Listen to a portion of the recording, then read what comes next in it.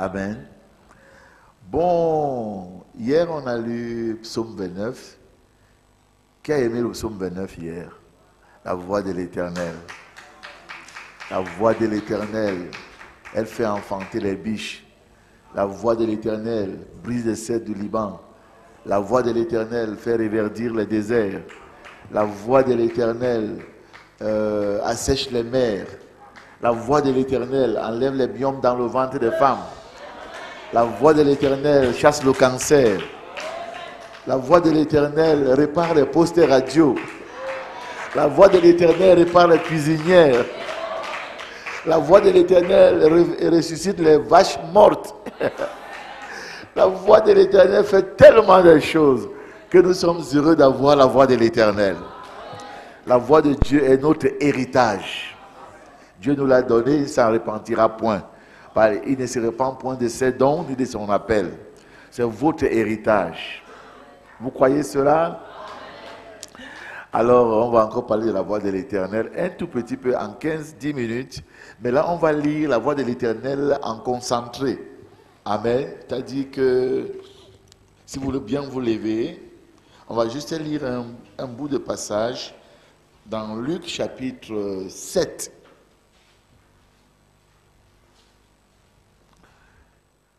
Luc chapitre 7, des versets 11 à 17. Vous aimez le Seigneur? Vous aimez vraiment le Seigneur? Mais prouvez-le. Montrez que vous aimez le Seigneur.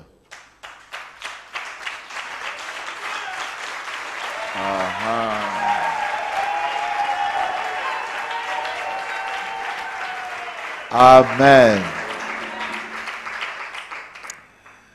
Oh là là. Je suis heureux, même comme j'ai besoin des énergies, je dois aller me reposer. Normalement, même si je m'arrange bien, je ne ferai pas le grand week-end à Douala. Je peux me reposer. Mais d'autres frères, il y a des hommes de Dieu puissants. Je peux même importer des hommes de Dieu de Yaoundé. Je prends Déco, je prends Jérusalem. Hein? Ils vont secouer Douala là-bas pendant que je me repose. Qui serait mécontent?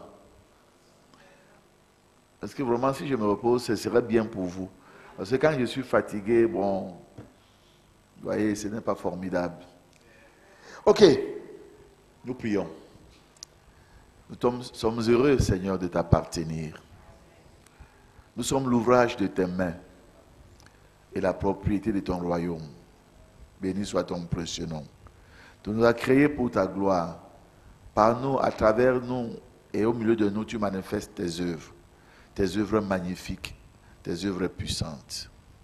Béni sois-tu, Père éternel, qui nous a envoyé un Rédempteur, un puissant Rédempteur, qui est venu sur la terre et a transformé toutes choses. Rien ne sera plus jamais comme avant, depuis que Jésus est venu sur la terre. Béni soit ton nom, Père. Et il est le même hier, aujourd'hui, éternellement. Et nous croyons qu'il a encore ici ce soir pour nous bénir, pour nous accorder toutes les diverses grâces dont nos vies et nos cœurs ont besoin. Père, que tous les péchés des cœurs repentants soient pardonnés en ce moment, au nom de Jésus-Christ. Que tous les corps malades, endoloris soient également restaurés et guéris, Seigneur, auprès comme au loin. Béni sois-tu, toi qui as assisté nos frères Guillaume Joseph aujourd'hui.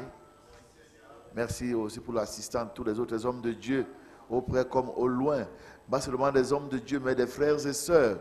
Même la femme de notre frère, notre sœur Maboué, qui est à l'hôpital avec son enfant. Seigneur, si ces vaccins qu'on donne à nos enfants ici en Afrique sont contaminés, purifie-les au nom de Jésus. Nous n'en avons vraiment pas besoin, car le sang de Jésus est là pour notre protection et notre guérison. Mais il nous impose ces choses. Toi, sois notre défenseur. Car tu as dit que tu es l'Éternel qui nous guérit de toutes nos maladies. À toi soit la louange, la gloire et l'honneur, Père Saint. Bénis la portion des Écritures que nous allons lire maintenant. Père, que l'homme Bahouya soit mis hors du chemin et que ton Saint-Esprit purifie et consume en ce vase tout ce qui est mauvais et inspire les sentiments, les pensées, les cœurs. Que tu parles à nos cœurs à partir de ton cœur. ton cœur d'amour. Béni sois-tu, Père céleste. Béni sois-tu, grand éternel, grand Jéhovah.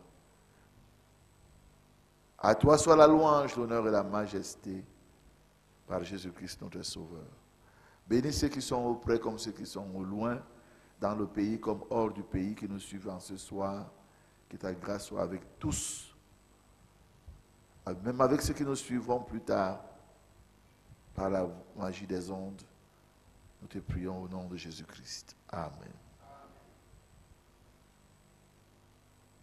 Luc chapitre 7, à partir du verset 11. Le jour suivant, Jésus alla dans une ville appelée Naïm. Ses disciples et une grande foule faisaient route avec lui.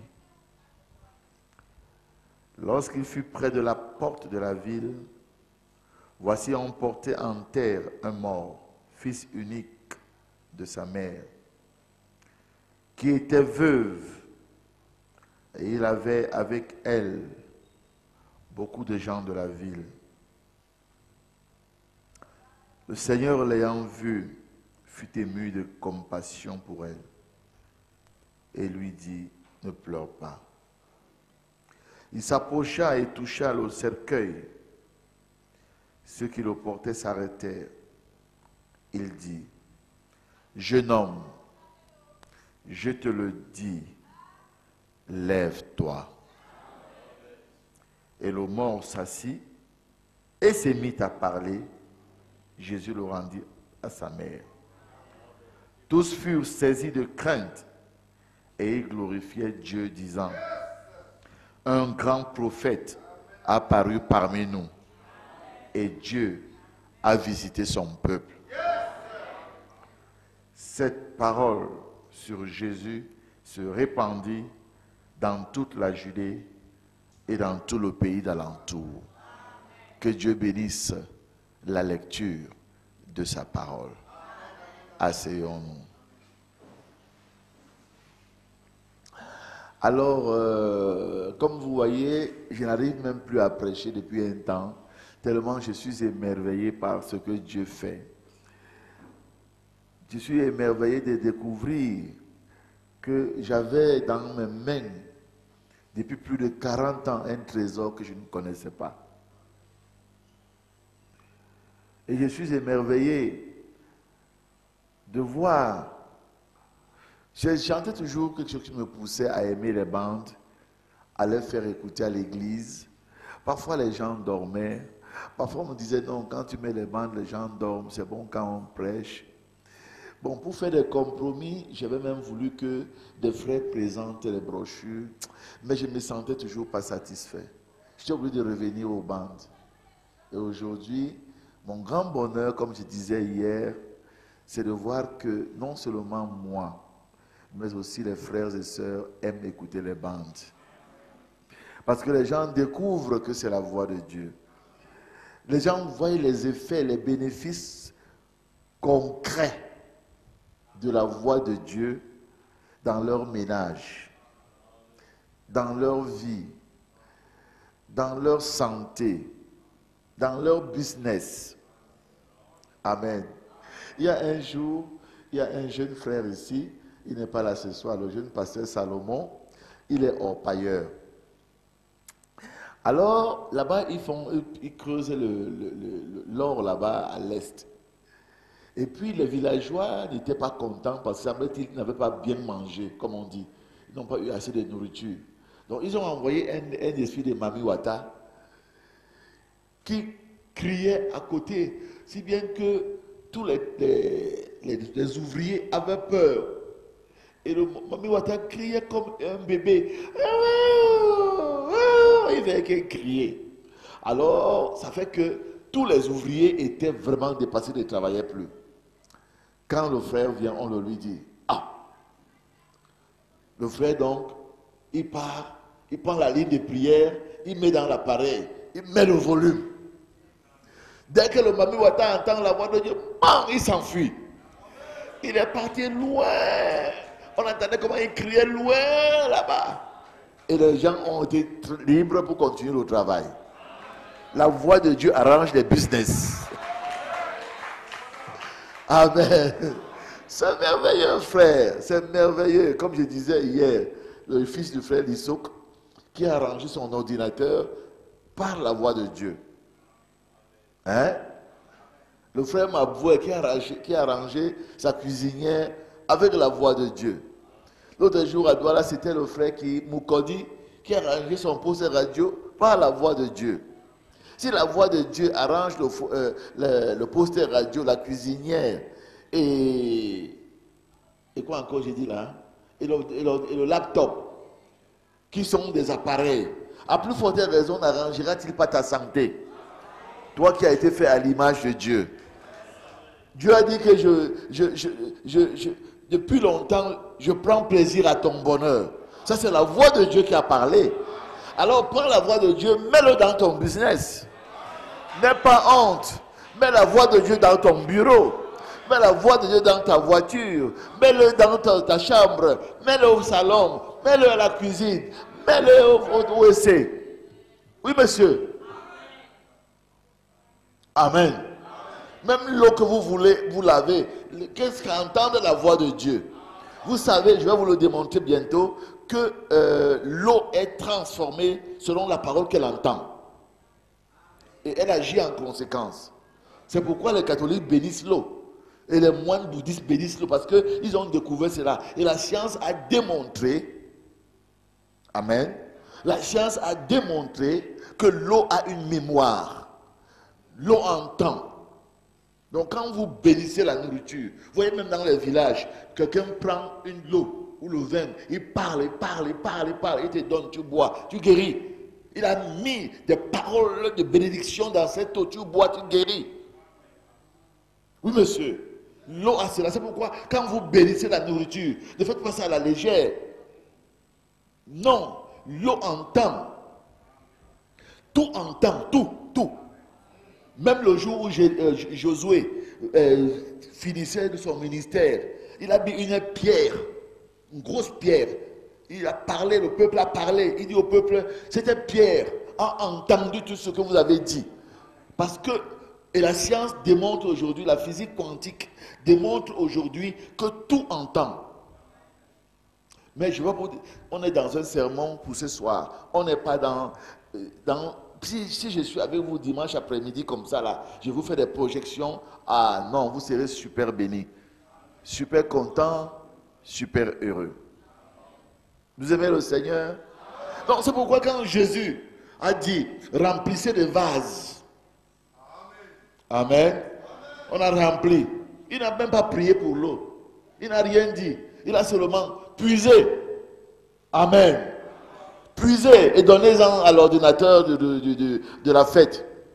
Et la parole, la voix de Dieu a suffi pour que l'eau soit transformée en vin. Oui, c'est tout. Même si l'eau devient du vin, même si l'eau était restée l'eau, mais tout ce qu'ils voyaient le vin. Tout ce qui goûtait, buvait du vin. La voix de Dieu. Frère, vous êtes des bénis de Dieu. Amen.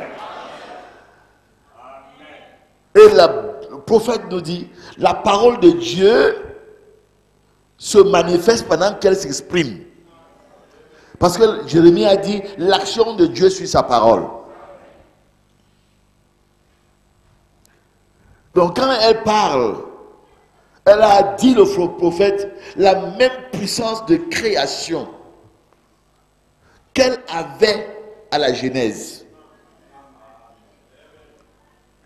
Ça c'est, écoutez le message de William Marion Branham. Il n'y a pas une seule prédication où il ne vous ramène à la parole. Ce n'est pas à la doctrine qui vous amène. Ce n'est pas à des sermons, mais au logos. À la parole, l'énergie créatrice. Amen. Ce n'est pas aux mots. Comme j'aimais le dire quand j'étais jeune prédicateur, les mots ne sont que le support audible de la parole. Mais la parole elle-même est une énergie. La parole elle-même est une vie. Amen. Et Dieu soutient toutes choses par la parole. Dieu crée toutes choses par la parole. Au commencement était la parole. Et la parole était avec Dieu. Et la parole était Dieu. Toutes choses ont été faites par elle. Et rien de ce qui a été fait n'a été fait sans elle. Si rien n'a été fait sans la parole, depuis la Genèse, rien aujourd'hui ne sera fait sans la parole. Sinon, Dieu aura fait faillite en chemin. Donc, toute chose qui doit être faite ne peut l'être que par la parole. Et le diable n'est qu'un pervertisseur. C'est pourquoi Dieu a créé des fils et des filles qui sont devenus des fils d'adoption. Amen. Il est venu lui-même, il s'est fait chair pour s'appeler le Fils de l'homme, pour venir contaminer. Amen. Pour venir contaminer les autres fils d'adoption. Amen. Avec le même esprit par lequel nous crions Abba, Père. Afin que vous aussi, quand vous avez reçu cette contamination, cette inoculation du Verbe, vous puissiez aussi dire qu'il y a un écureuil ici. Vous puissiez aussi dire que le cancer disparaît de cette femme. Vous puissiez aussi dire, je recrée un œil dans cet homme. Et cela sera ainsi. Mais maintenant, nous sommes en train de boire. De boire. Amen. Nous sommes en train de boire les 7 seaux. Moi, Dieu me l'a montré que j'ai bu tous les 7 seaux. Or, dans les 7 seaux, il y a le 7e seau. Amen. Et le 7e seau, c'est l'épée du roi. C'est le 3e poule. C'est les 7 tonnerres. C'est la puissance créatrice. C'est le retour de la divinité dans les humains. Amen. Donc le premier, le Fils unique. Amen. Le Fils unique venu du Père, qui s'est appelé le Fils de l'homme. Quand il marchait sur la terre, alléluia, il était le véritable prophète, un grand prophète. Pas comme le faux prophète de Rome qui quand lui il marche, on piétine les gens meurent. On les amène à la mort. Mais lui, quand il vient, il ressuscite plutôt les morts. Si il rencontre au passage ton cortège funèbre, il sache qu'il ne va pas assister à ton enterrement. Il va dire, Talata Koumi, jeune fille, lève-toi. Il va dire, jeune homme, je te le dis, lève-toi. Et ce soir, il est dans la salle, il marche, et tu as quelques misères, quelques problèmes, quelques difficultés. Il dit, jeune homme, je te le dis, lève-toi. Cancer, je te le dis, sors de cet enfant. Et telle maladie, sors. Et telle misère, sors. Telle chose, sors. Et il vous restaure. Et il vous rend votre santé. Il a rendu à la femme son enfant. Et à toi, il te rend la santé. À toi, il te rend le bonheur. À toi, il te rend la joie. À toi, il te rend le travail. À toi, il te rend ton enfant. Tout ce que tu as besoin. Quand le Fils de l'homme marche, quand le Fils de l'homme marche sur la terre, il vous rend cela. Soyez bénis, soyez bénis, soyez bénis. Recevez de l'Éternel la bénédiction. Recevez de l'Éternel ce dont votre cœur a besoin. Recevez de l'Éternel la restauration. Recevez de l'Éternel la vie éternelle. Recevez de l'Éternel le Saint-Esprit. Recevez de l'Éternel les miracles, les prodiges, les guérisons diverses. Recevez de l'Éternel, parce que le Fils de l'homme, la parole faite chair, est parmi vous. Nous l'aimons, nous le chérissons, nous l'embrassons, nous l'aimons. Oh Jésus, tu es le chéri de notre cœur. Et quand il vient, il vous rend ce dont vous avez besoin. Alléluia. Quand il est entré chez Pierre, sa belle-mère avait la fièvre. Et Jésus voulait manger. Il aime le poisson braisé parce que Pierre était un pécheur. Alors, il me dit, maman, lève-toi. Il guérit d'abord la belle-mère. Alléluia. Quand il entre dans ta maison, c'est la joie. Quand il entre dans ta maison, c'est la guérison. Quand il est dans la maison, c'est la santé. C'est comme ça que quand il a rencontré Oh, la veuve de Naïm, avec son fils unique, toute la ville était émue de compassion, tellement on a pleuré, la pauvre femme, tout le monde l'accompagnait, tellement c'est malheureux. Mais, dites mais, le bonheur a voulu que ce jour-là, amen, le cadavre n'arrive pas au cimetière. Alléluia. On a refermé la tombe. Le croque-mort attendait. Il attend. Les heures passent, il attend. Mais le cortège est où? Il attend. Il ne voit personne. Quand il retourne, on dit non. Ouais, le mort n'est plus là. Le mort est en train de manger. Le mort est en train de boire. Et alléluia. Parce que le mort a rencontré Jésus. Et ce soir, alléluia, là où 2 ou 3 sont assemblés en son nom, il est au milieu d'eux. Oh, voici qu'il est doux, qu'il est agréable pour les frères de demeurer ensemble.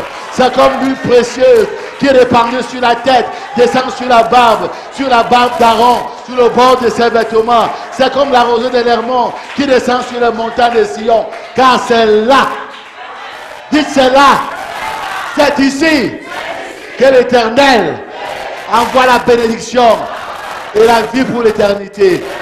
Vous croyez cela? Vous croyez cela? Alors recevez toutes les bénédictions de Jéhovah au nom de Jésus-Christ et que Dieu vous bénisse.